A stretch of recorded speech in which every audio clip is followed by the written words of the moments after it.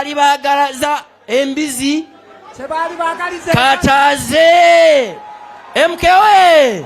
Again, thank you for your enthusiasm. Nga owekitiibwa amaliriza abeebaziza olw'ebbugumu eringi lye mmulaze mwagaliza embizi azze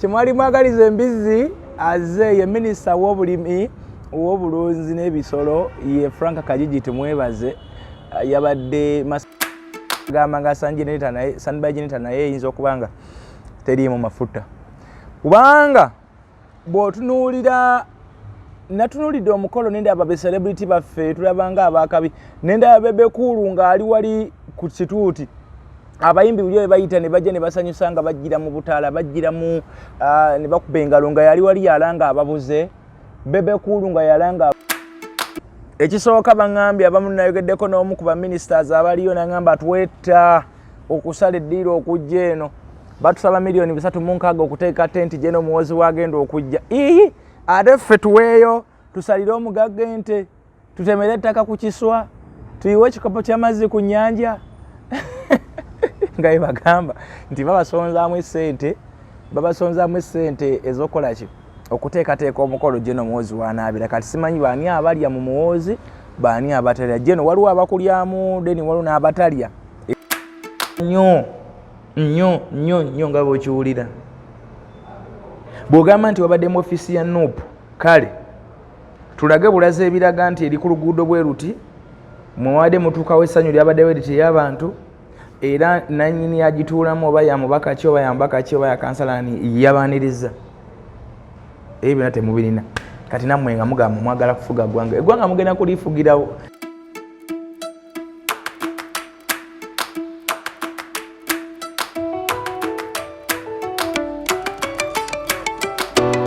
abatanaba abakomentinga nammwe mwebale abalikinga n'ebirala byonna byemukola ku mukutu abayita business nammwe mwebale era tukyabaaniriza oba olina business gyagala okuba nga otuleetera tuleetere tusobola okuba nga ate tukulanga.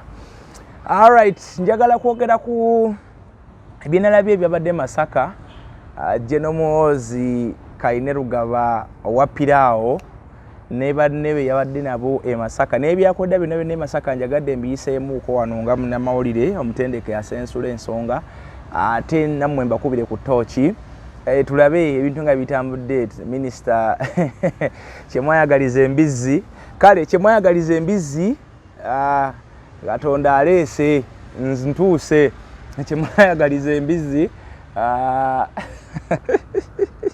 yagambye atya minisita kyemwayagaliza embizzi aleese Katonda aleese minisita yageze nebatage ekisinde oba ekibiina kya piraawo kyewuunyisa naye kyemwayagaliza embazzi kasooke malo kafuna wano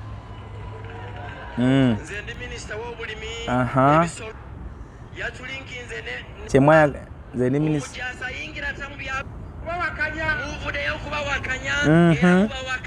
otyo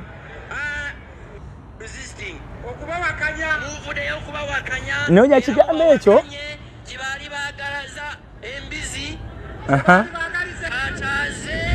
kyemwali mwagaliza embizi azze kyemwali mwagaliza embizi azze ye minisita w'obulimi ow'obulunzi n'ebisolo ye Frank Kajiji tumwebaze yabadde Masaka y'omu ku bayaniriza jeno Muhoozi Masaka n'alyoka agamba abannamasaka kye bayagaliza embizzi azze so simanyi nga ni gwe yabadde ategeeza naye bwe tugenda mu details z'omukolo ogwo gwonna n'ebyakoleddwa mu Masaka kino kinkomyawo eri okugumya bannayuganda nti bannange temweraliikirira banna Nuupu banna opposition parties banna DP banna FDC mwenna abali kuduvuganya gavumenti kyemwayagaliza embizzi temutya ebintu bya natunulidde campaign eri obalaale natunulidde disorganization yabadde kuli neŋŋamba mwe mugume temutya temweraliikira n'ebintu byawedde dda bw'otunulira ebintu nga ebyakoleddwa bw'otunulira naye bw'otunulira omukolo gwonna nga nja kutandikira ku mukolo nga sinatuuka n'endi bye bakoze ne batondawo ofiisi za Nuupu ezitaliiyo kale ne weebuunya abasajja bano abakulu banoonya buwagizi ate ne batondawo ofiisi ezitaliiyo really kati obwo buwagizi kikaaki naye katono nnyo nga tutunulidde mukolo gwennyini nga bwe gwabadde njagala kusooka kutunula ku disorganization eyagubaddemu njagala osinzira okugamba bannayuganda nti temweraliikirira bano tebalina pulaani A tebalina pulaani B tebalina kirala bagamba nga Sandby Geneta naye eyinza okuba nga teriimu mafuta kubanga bw'otunuulira natunulidde omukolo nendaba be celebrity baffe tulabanga abakabi nendaba Bebe Cool ng'ali wali ku kituuti abayimbi buli bayita ne bajja ne basanyusa nga bajjira mu butaala bajjira mu ne bakuba engalo nga yali wali yalanga ababuze Bebe Cool nga yalanga ababuze akazindalo nga ate bakalwanira na Honorable Kabanda ekituuti kyabadde wali oba giyite platform oba giyite stage nga kuliko abantu abalwanira akazindalo kwabaddeko Honorable Kabanda kwabaddeko Honorable Kagabo Twaha kwabaddeko Bebe Cool kwabaddeko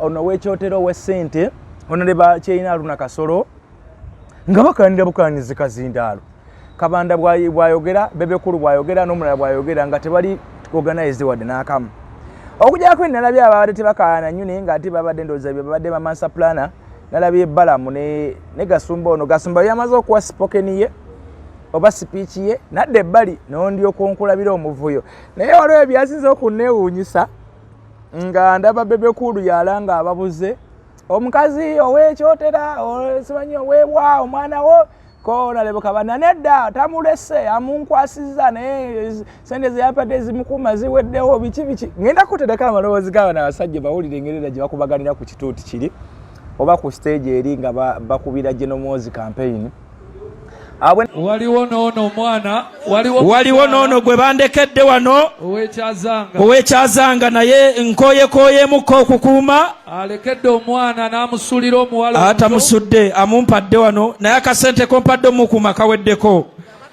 jangu omuno ne bannange omwana wekyazanga ono Honorable Minister atuuse bw'oba omwana ono omuto tosobodde mukima ojja musanga n'abakyala b'ekyazanga n'abakyala w'ekyazanga navuddewo nentunulira Honorable Aruna Kyeyune Kasolo wedde ali wali ku pembeni nga alingiza mu speech y'omukulu naye nga buli Muhoozi bw'asoma kintu kyonna nga atunula mu speech nga mugenda akulaba erinso lya Kyeyune Aruna Kasolo mugenda mulaba oyo Aruna Kasolo gwenjogerako mulabe n'entunulira gy'atunulira speech ya mukama waabwe speech ya Muhoozi obwedda batunulako ntunula nga agitunulira bw'ati nga taseka ng'agamba ne mutuufu kino kye twayingiramu anyway Ugandans are some of the most creative people in the world.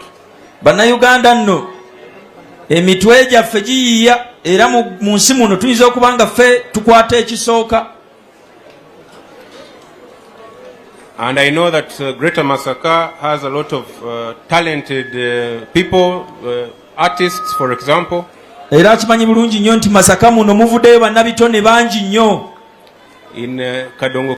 Awe navuddewo nagenza okulaba bonna abali mu kisinde kino ekya Piraawo oba political party whatever it is kubanga tetumanyi oba kati Muhoozi setting up precedence kubanga mu constitution ya Uganda bannamagye bali tebakkirizibwa abakyali active mu magye nga tebakkirizibwa kwetaba mu nsonga za byabufuzi era abali bazeetabyemuko basooka either ku retiringa oba babasibanga mujjukira ebyatukanga ku bajeno sejjusa nga babagaana okubaako gundi n'okujjako bannamagye abali ku side ya gavumenti kakati nono Muhoozi akuba campaign yatandika na kisinde batandika simanyi bagitandika bakiyita simanyi biki ne badda mu MK batandika eri ewa simanyi chairman Toyota ne bava wa chairman Toyota ne bajja bwe batyo ne bajja mu MK kati bavudde mu MK kati batumye ki batumye Patriotic League of Uganda kyokka ate nga ono akikulira munnamagye ate nga akyali serving general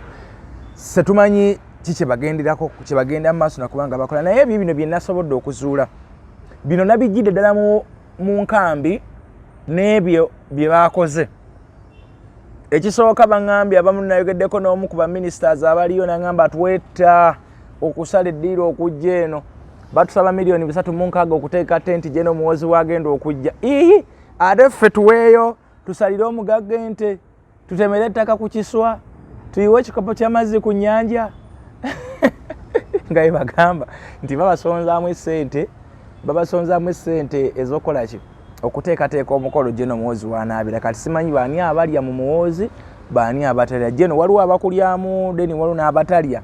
Ekyo ojja kuba ng'okitubuulira nga ggwe generaali. Naye natunuulidde speech ya omubaka omukyala ow'e Kalungu, ndowooza bamuyita Aisha Sekindi. Aisha Sekindi yabadde awa speech yagambye nti twabuzaabuzibwa era ffe tumanyi kiddako ono taata ono mwana. Ayogera ebyo minisita mu gavumenti ya Museveni ye minisita omubeezi ow'ensonga z'amazzi. I think ndowooza z'amazzi oyo Aisha Sekindi. Mbu ono taata ono mwana.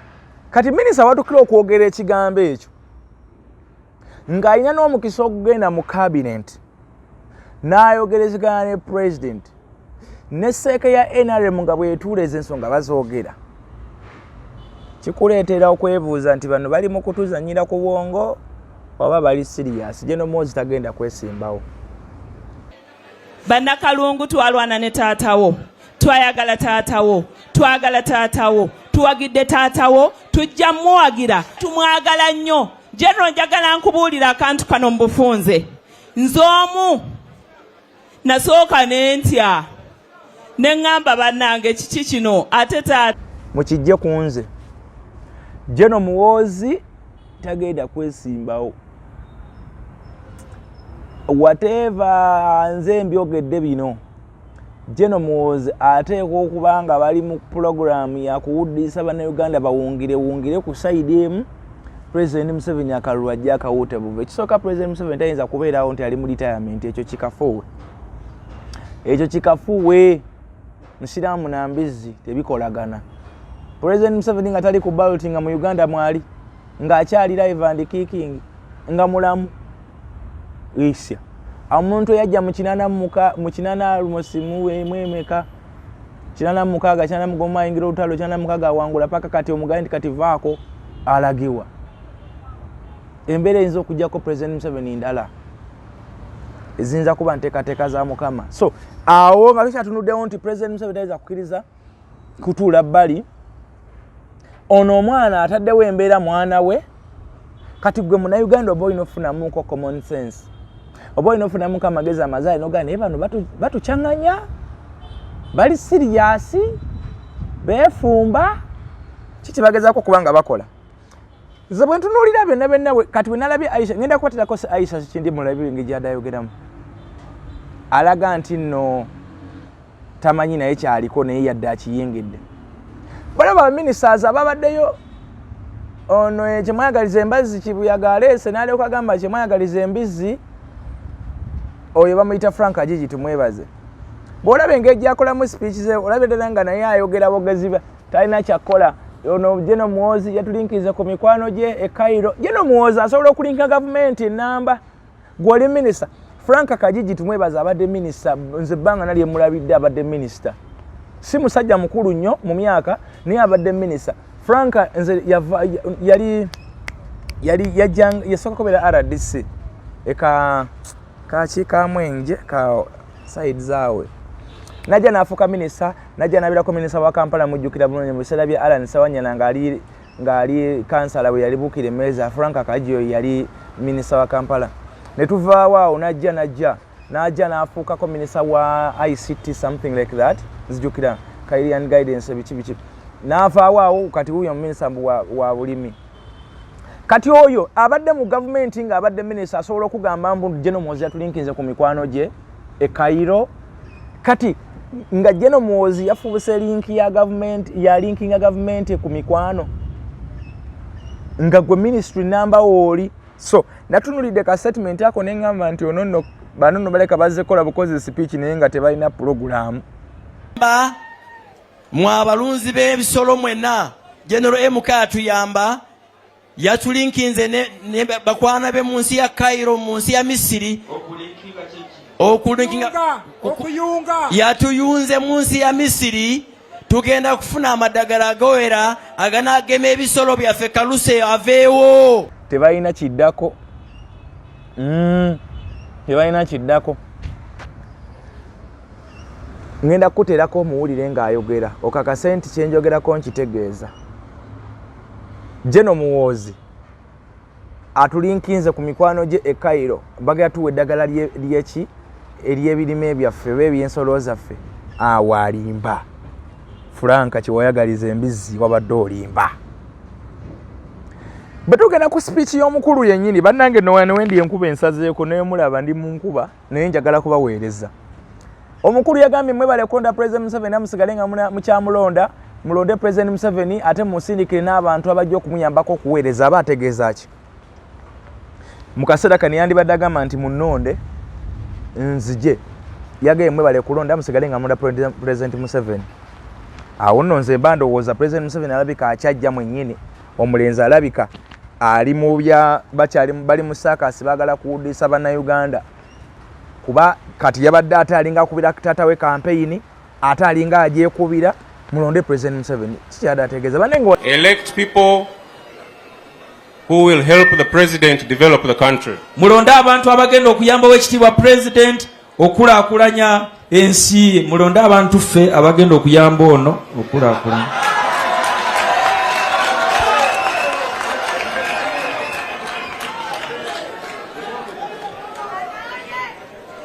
Elect people who will help the president, President Museveni, and will not be a problem for him. Mulonde abantu abagenda okuyamba w'ekitiibwa president Museveni era abo abatagenda kumufuukira kayinja mu ngatto. Jeno Muhoozi bw'otunuulira ebigambo byayogedde baabadde mbyetegereza wano ngenda bikuterako naawe obirabe. Naye bw'otunuulira ebigambo byayogedde ng'agamba nti president mulonde President Museveni ate mumulondereko n'abantu abalala abagenda okumuyambako mumulondereko abantu abalungi. Mu kino omuntu alinamu common sense obeera osobola otegeera. Jeno Muhoozi wagamba nti mulonde President Museveni ekyaliyo okulonda President Museveni omulundi omulala kitegeeza 2026 President Museveni abeera akyakola ki akomawo. Naye kati ekibuuzo kyonna ffenna kye tulina okwebuuza lwaki bateekawo diversion eno?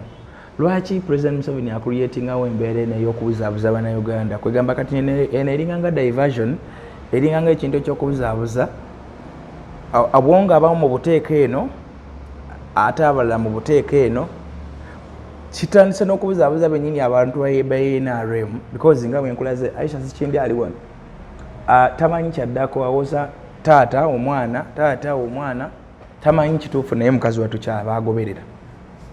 N'abalala bangi baminisita abamu nalabyeko nja kuwa ekyokulabirako nti kale naye bwe kiba kituufu nga Jeno Muhoozi ajja naye mulimu baminisita kati minisita w'ebyokwerinda Vincent Bamulanga Kisempijja oyo akuliridde mu myaka oyinza okugamba nti takyalina kyayagala nnyo mu nsonga za byabufuzi bya Uganda. Naye wabayo bano abavubuka boyinza okugamba nti oba oli awo bakyanoonya ssente sanyalaze gagenze.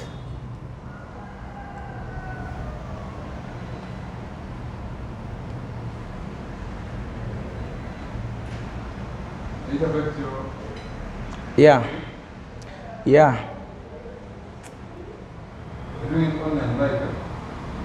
No, I was doing some things, but anyway, let me continue from there. Akuba nawa kagwemba den kola kuno ku laptop azeyo buku zero.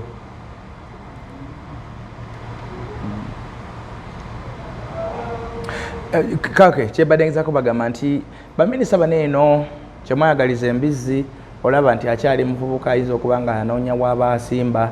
Bano baminisita Baruna Kasolo bakyali bavubuka bakyasobola okweyongerayo n'obulamu n'omuntu yenna abeera azze.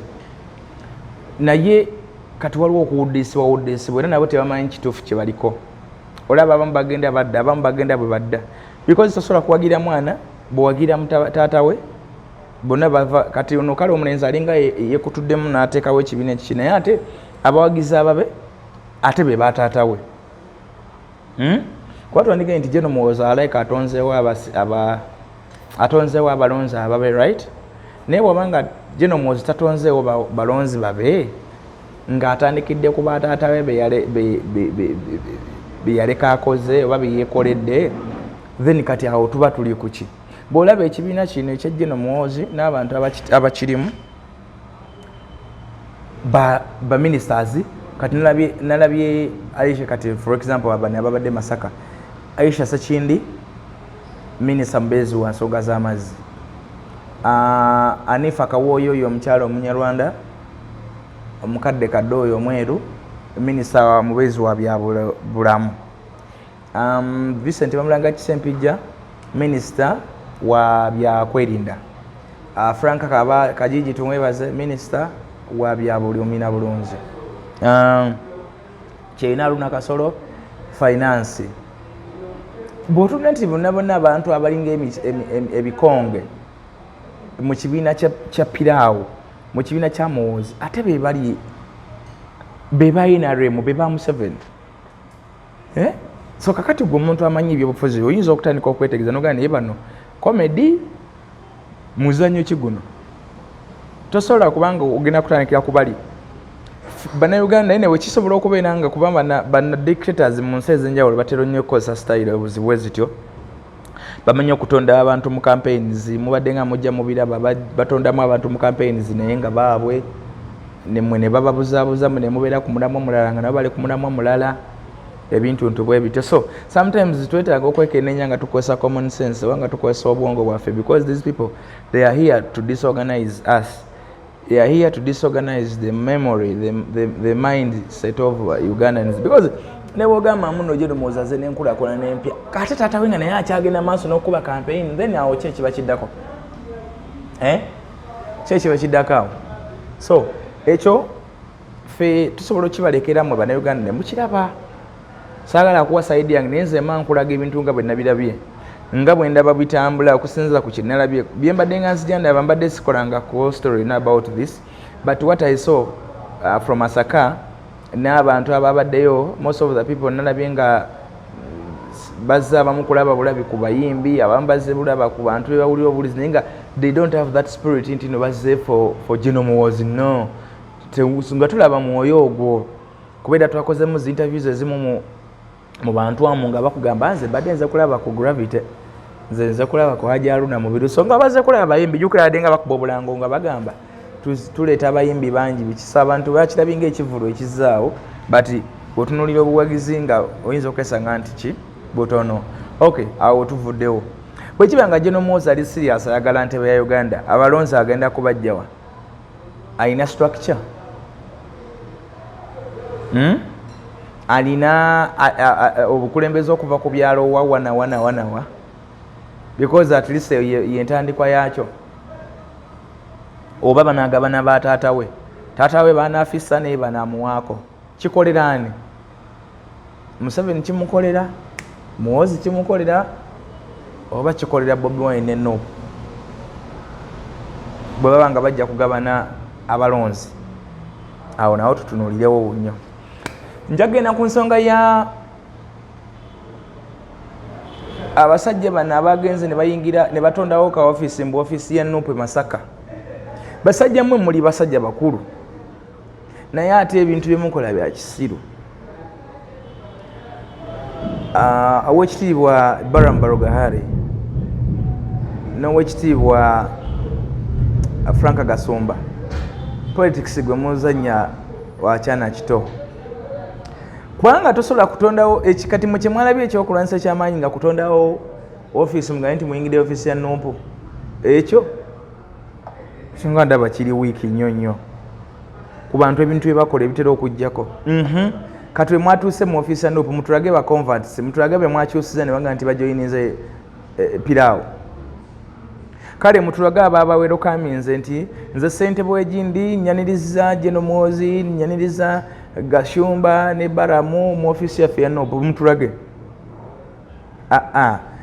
muveeyo mutulage office eyo eri ku kyalo ki eri mu ki area ki mutulage nga muyingiddewo mukuteeka video kati nemmwe mwagala nammwe kwefuula bino ebya pasita Bujingo byafeerafeera abantu b'omulembe guno babuufu abantu b'omulembe guno bali sharp abantu b'omulembe guno bategeera omulembe guzukusiza nnyo abantu bangi abantu bategeera abantu balina memory eri sharp abantu balina memory ekolerawo tebakyalinga bwe babeeranga edda no not at all no please edda mwakolanga bwe mwayagalanga osobola okulimba but guno omulembe tosobola gulimba eno generation tosobola kugirimba senkubuulira eno generation tosobola kugirimba kubanga generation etegeera nnyo nga bw'okiwulira bw'ogamba nti wabadde mu ofisi ya nuupu kale tulage bulaze ebiraga nti eri ku luguudo bwe ruti muwadde mutuukawo essanyu lyabaddewo eriti ey'abantu era nannyini agituulamu oba yamubaka ki oba yambaka ki oba yakansalani yabaniriza ebyo byonna temubirina kati nammwe nga mugamba mwagala kufuga ggwanga eggwanga mugenda kulifugira mugenda difugisa bufere muli mu kuyiiya gye n'omuwoozi mwagala kumulyamu ssente muli mu kuyiiya gye n'omuwoozi oba ye talaba muli mu kuyiiya gye n'omuwoozi then ekirala saagala gye n'omuwoozi obeere convinced nnyo abo abasajja bajja kufera bafere eyo gurupu etambula naye bafere bafere abawedde emirimu ate si mwe mwali gwe basanga ne passport 20 mulimu n'ez'amagina biki anyway eyo story nayo ndala naye kyenjagala okuwakanya gye n'omuwoozi kye bakugambye mbu Masaka is yours, welcome to Masaka, tukwanize Masaka. Abo abakwaniriza tebeesibe Masaka, abo si be bakola Masaka. Kati ngambe Frank Kajiji tumwebaza omusajja wekamwenje ayinza otukwaniriza Masaka mbu tukwanirize Masaka. Bamulanga kisempija bwayogera nandikiriza. Kyeyuna aluna kasolo w'ekyotera bwayogera nyinza okukkiriza. Barambaruga hare omunyoro wetoro wakwanirize Masaka bye biki.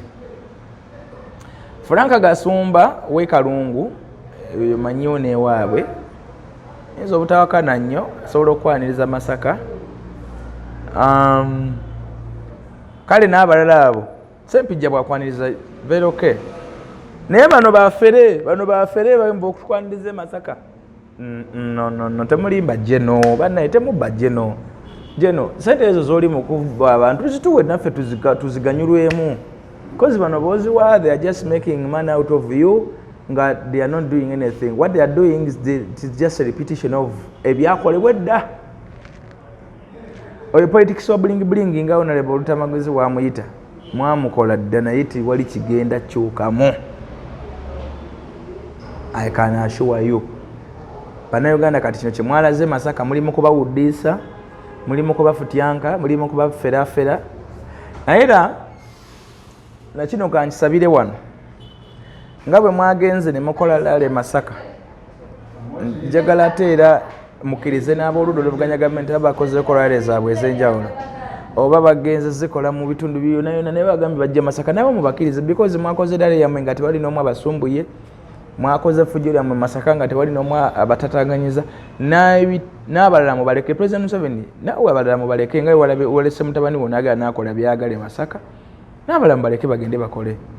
Teyabadde time ya campaign Kyagulanyi bw'anaavaayo n'agamba nti ngenda kulaba ku bantu bange abeeruweero ogenda kukeezaayo mamba ziyetoolola ekyalo kyonna.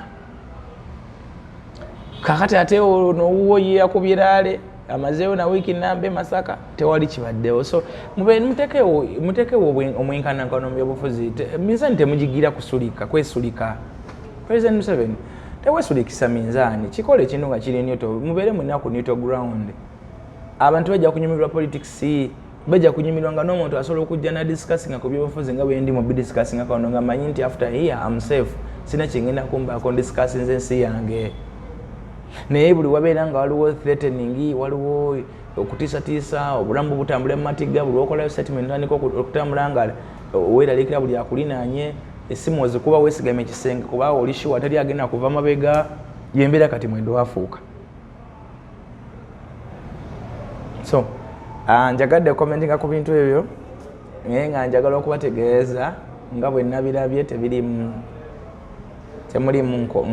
nsa kyabuzeemu Kagabo ne Balamu balwanira ne Kagabo ne Bebekulu Balamu na microphone ku stage buli mwayagala ayogere no nayagala ayogere tebalina odale buli alina akazayo yayogereramu bebekulu otuuse ku level era nga ababuze Honorable Kabanda temwina official MC temwina official spokesperson w'ekyo ekintu kyamuna mulira mbuye Honorable Kabanda oba Kabanda wa Buganda oba ye overall okay oba nga yegwe overall bana abalemizi nodde bagikozesa ki Kagabo yabadde akozesa ki omuzindaalo Kagabo ono yali enkaafu yabadde akozesa ki omuzindaalo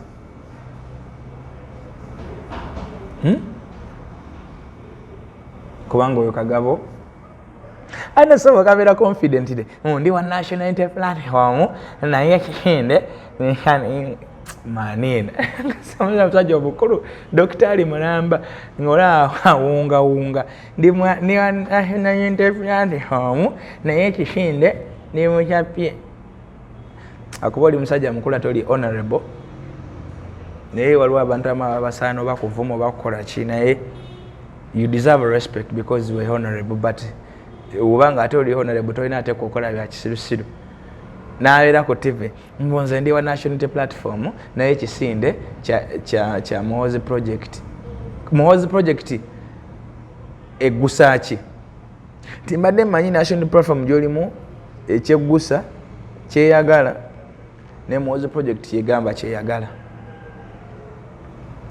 mwe babalya n'enseekezi mwe babalya n'enseekezi mwe bwa bedi bwanika bano bakagavo simanya bedi bwanika simanya ndeta byafayo bya Lubongo ya simanya biki gate gwe bibyo gwe billion ya 7 nje walianga omusubizo okuleta obugubi yali agikuwanga muganda wo yali muganda wa president okuwa billion ne omusobi ogende ole omufere ndi oleso obunyonyi simanya oleso obuki obuyibwa simanya obugubi biki